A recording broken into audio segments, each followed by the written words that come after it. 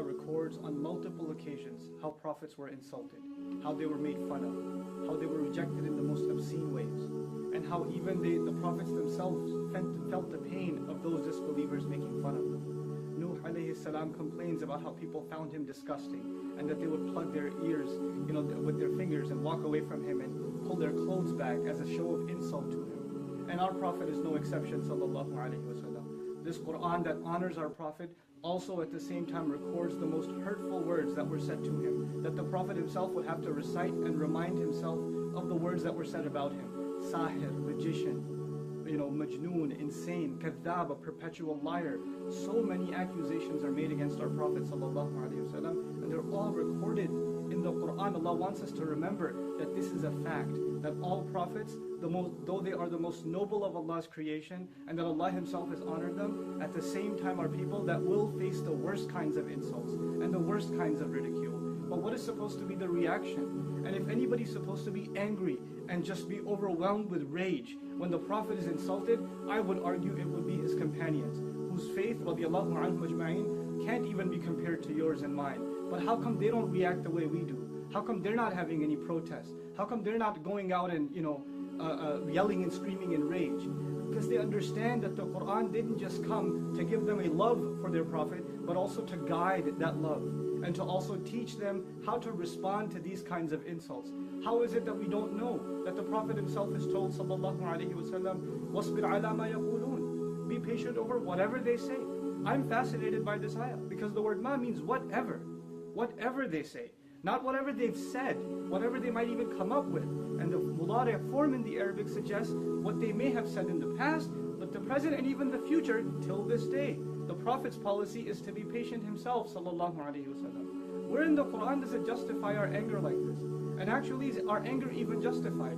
If anything, I argue, the one thing we should feel towards those who hate us and make hateful speech towards Muslims is sorrow. We should feel sorry for these people. They can't hurt the Prophet. They can't take away his honor. It was given from the sky. It was given from Allah. Nothing on earth can take it away. No article, no cartoon, no film, no speaker, no hate speech, no form of art. It's not going to take away the dignity of our Prophet sallallahu alaihi wasallam. And these films and these kinds of attempts are futile, wasteful attempts to try to undermine the message of Islam and to misrepresent Islam. But think about it. Us reacting in this emotional manner and engaging in senseless violence, is this not also misrepresenting Islam? Aren't we doing exactly what people want, the enemies of Islam want, for Islam to be misrepresented? If anything makes me angry, it's the anger at our own selves that we don't understand the policy of the Quran and how to respond to insults. Idfa' billati hiya ahsan. Respond with that which is best. Finally, I want to share with you guys, some people think that this was an early policy in Islam, that in the Meccan time of the Prophet, that he was supposed to be passive. But when the Prophet migrated, and battles began like Badr and Uhud and Ahzab and Tabuk, etc., now the policy was not to be patient, and therefore we should take that. Let's look at Ali Imran, the battle of Uhud. What does Allah say to us? وَلَا تَسْمَعُنَّ مِنَ الَّذِينَ أُوتُوا الْكِتَابَ مِنْ قَبْلِكُمْ وَمِنَ الَّذِينَ أَشْرَكُوا أَذًى كَثِيرًا. You will absolutely hear hurtful words from those who were given the book way before you, and people who commit idolatry and blasphemy with God. You will hear hurtful speech absolutely coming from them.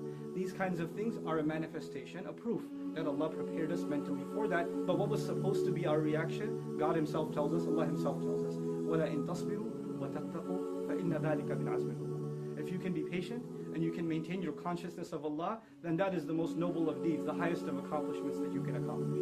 That is supposed to be the reaction of the Muslim. This video was watched by 30 people, this loser and his cousins, before we gave it support.